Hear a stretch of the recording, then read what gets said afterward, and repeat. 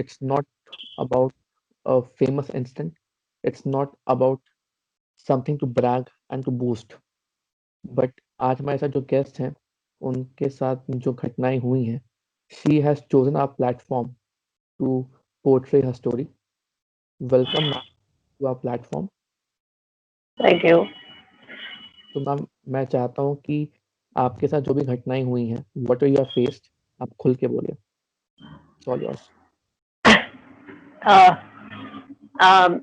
मेरे साथ असल में मैं किसी के साथ एक रिश्ते में जुड़ी हुई थी, किसी से प्यार के रिश्ते में जुड़ी हुई थी। उस बंदे ने एक तरह से मुझे धोखा दिया, बहुत परेशान किया, मेंटली फिजिकली बहुत हराश किया। एंड उसने कभी रिश्तों को लेकर सीरियसनेस नहीं दिखाई। उसने कभी ये नहीं सोचा कि ना का मतलब ना होता है।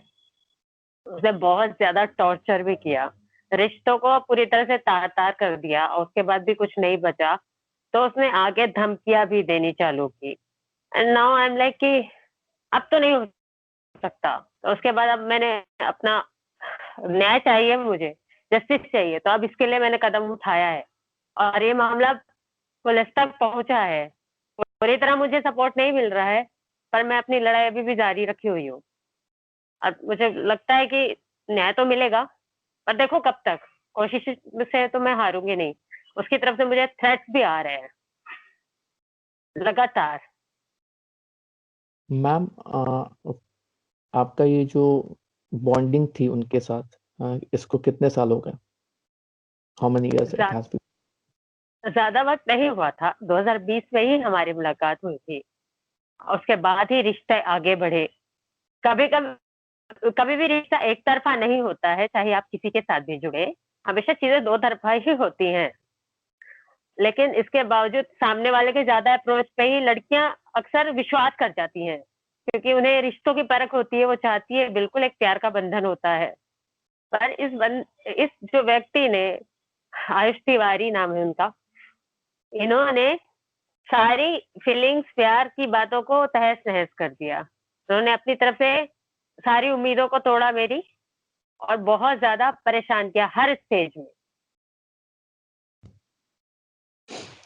मैम ये जो आपके जो एलिस्ट बॉयफ्रेंड हैं, इनका नाम है आयुष तिवारी, राइट? तो ये रहते कहाँ पे, कहाँ के हैं, क्या काम ये करते हैं?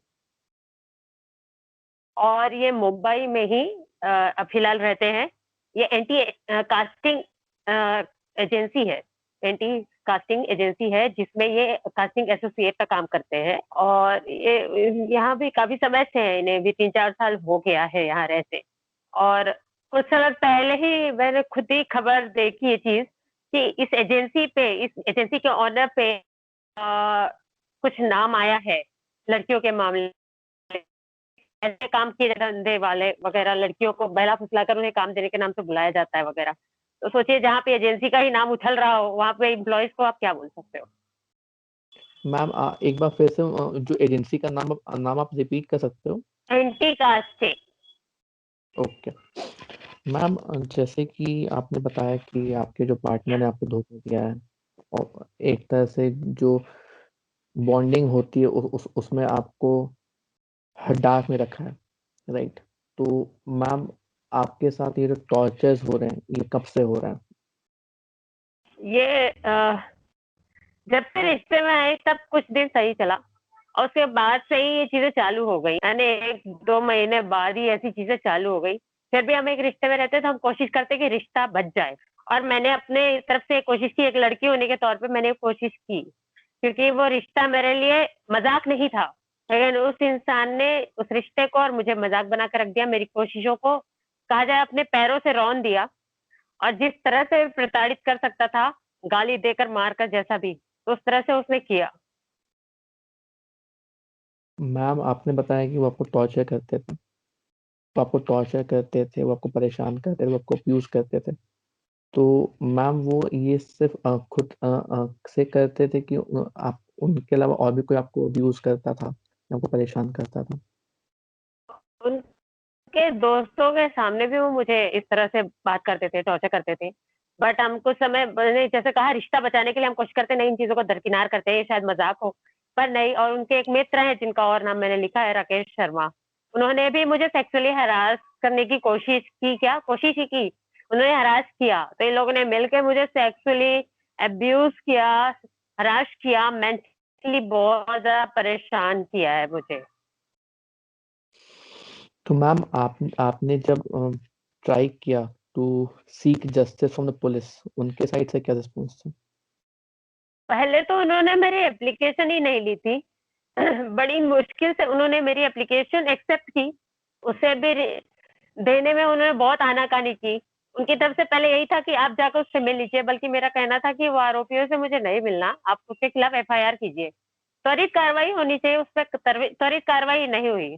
मुंबई पुलिस की तरफ से मुझे बहुत उदासीन रवैया दिखा, और बहुत ज्यादा प्रेशर देने पे तब जाके उन्होंने एफआईआर ली है, लेकिन अब तक आरोपी बाहर है। अब तक किसी तरह की कोई कार्यवाही नहीं की गई है। यहाँ तक कि अभी तक मेडिकल का जो प्रोसेस है वो शुरू नहीं हुआ है।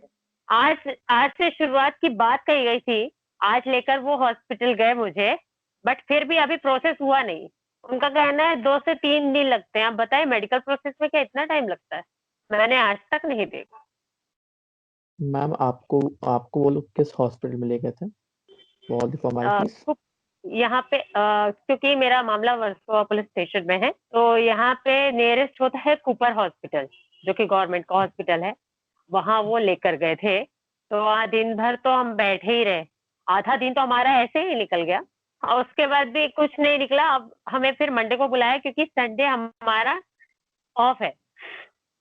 और ये ना, मैं आपको ये बताना चाहूंगी कि मुंबई पुलिस को शायद ऐसा लग रहा है कि जो मेरा फेक है, कि हम बहुत सारे ऐसे फेक केसेस आते हैं, इन्वेस्टिगेट करके थक जाते हैं, फिर बाहर वो हो जाता है सब कॉम्प्रोमाइज। उनको लगता है ये केस वैसा ही है, इनको यही लग रहा है, इसलिए ये इतनी आनाकानी कर रहे हैं, इतनी लापरवाही बरत रहे हैं सीनियर्स को बोलने के बावजूद। यहाँ पे सीपी ऑफिस से भी ज्यादा रिस्पॉन्स नहीं आ पा रहा है। लेकिन मैं कहना चाहूंगी कि मेरा केस जो है ना, वो औरों की तरह नहीं है और फेक नहीं है। जांच आएगी तो सच सामने आएगा। हर लड़की, मतलब यहाँ पे कई लोगों ने ट्रेंड बना लिया है, लड़की क्या लड़कों ने भी, कि नीमो और जो यहाँ पे हमारे लिए सुरक्षा के लिए सेक्शन बनाए गए उसका मिसयूज करने का। लेकिन हर कोई मिसयूज नहीं करता है। मैं एक छोटे टाउन से रिलेटेड लड़की हूँ। मेरे लिए ये सब चीजें बहुत बड़ी है और बहुत मायने रखती है, मेरी इज्जत, मेरा नाम, क्योंकि मेरा एक फैसला मेरे पूरे परिवार को प्रभावित करेगा।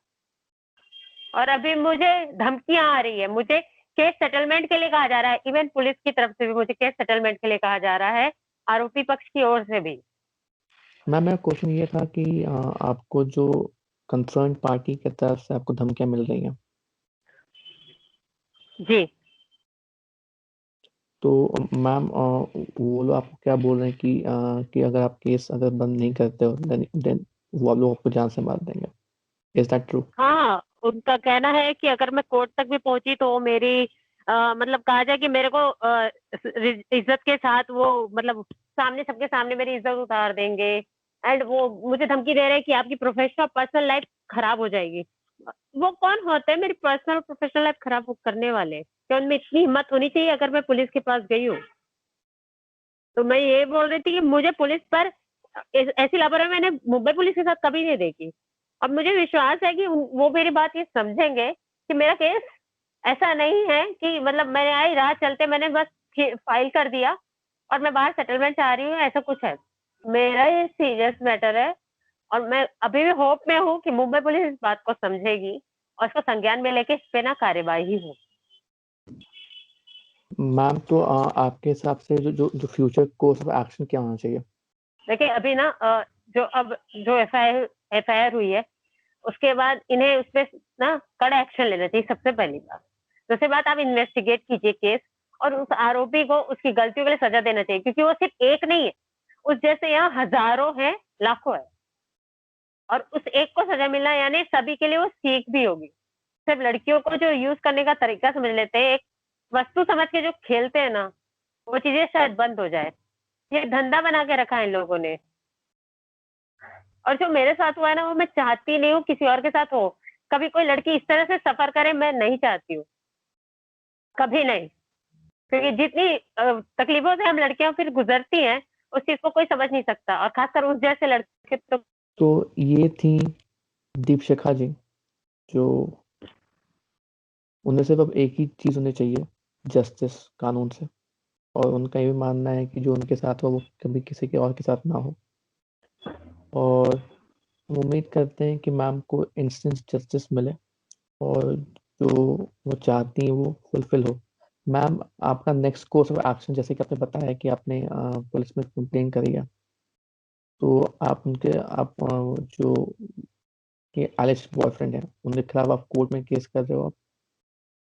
मैं बिल्कुल चाहूंगी, क्योंकि मुझे पता है हमारी जो न्यायपालिका है वही मुझे न्याय दिला सकती है, और मुझ जैसों को न्याय दिला सकती है, क्योंकि बाहर रहकर ऐसे मामले अक्सर दब जाते हैं और वो मुर्दे बनाकर उन्हें गाड़ दिया जाता है, और फिर कई सालों बाद वो फिर से खड़े हो जाते हैं और कई हजारों के तादाद में होते हैं। मैं नहीं चाहती ये चीज रिपीट होती रहे और ये इतिहास ही बनता रह जाए।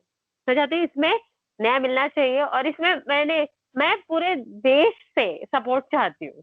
हर एक लड़की का सपोर्ट चाहूंगी, हर उस परिवार से सपोर्ट चाहूंगी जहाँ बेटियां हैं, वो बाहर पढ़ाना चाहते हैं, उन्हें निकालना चाहते हैं। उनके लिए सुरक्षित तभी बनेगा जब ऐसे लोगों को उनकी गलतियों की सजा दिलवाई जाएगी।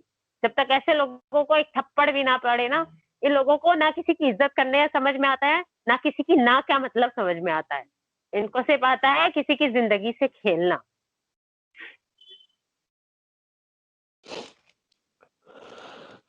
आपने जो बात की बिल्कुल सही की मैम। No means no. किसी के कंसेंट के खिलाफ कुछ भी नहीं हो सकता, क्योंकि ये 21st सेंचुरी है। और हमें उम्मीद है कि जो ऑनरेबल कोर्ट वो आपकी बातों को सुनेंगे, वो आपको इंसाफ दिलाएंगे। Thank you so much ma'am कि थैंक आपने यू। इतनी हिम्मत करी और आपने अपना जो एक्सपीरियंस था आपने हमसे शेयर करा। Thank you so much.